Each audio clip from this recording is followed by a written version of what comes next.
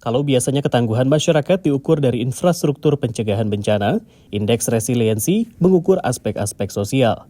Indeks ini memetakan kesiapan diri dan rumah tangga, serta persepsi akan kepedulian tetangga dan pemerintah.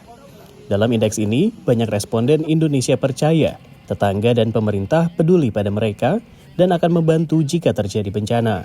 In Indonesia, that is 33%. It's a third of people. That might not sound like a lot, but there's only 6 countries in the world that score higher. We ask people how much that they think their neighbors care about them and their well-being, because this serves as an indication of how likely people are to act as first responders in their community and support each other if a disaster strikes. And on that metric, over 50%, over half of people in Indonesia say that their neighbors care about them. Selain Indonesia, negara-negara tetangga seperti Filipina, Vietnam, dan Kamboja juga memiliki skor tinggi. Meski begitu, Indonesia ketinggalan dalam hal sistem peringatan dini bencana. Indonesia, that rate is about 50%, but that is a bit low compared to Southeast Asian peers, where it's more in the region of 70-75%.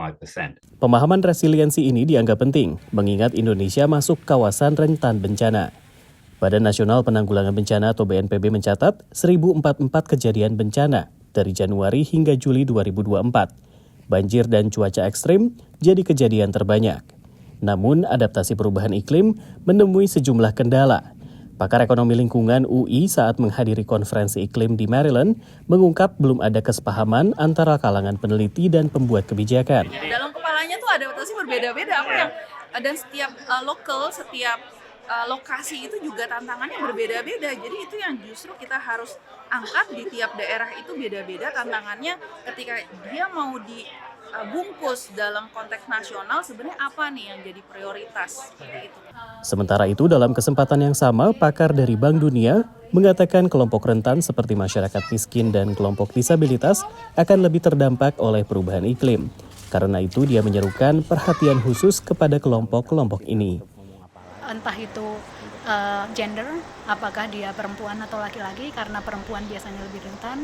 Kemudian ethnic groups, misalnya orang-orang yang dari ethnic minorities seperti masyarakat adat, karena secara historis mereka juga kelompok masyarakat yang memiliki sedikit akses terhadap basic services, mereka akan lebih kecil kemampuan adaptasinya terhadap perubahan iklim. Berdasarkan studi Kementerian PPN Bappenas, akibat dampak perubahan iklim, Indonesia berpotensi mengalami kerugian hingga 115 triliun rupiah pada tahun 2024. Dari College Park, Maryland, Rio Tuasikal, VOA.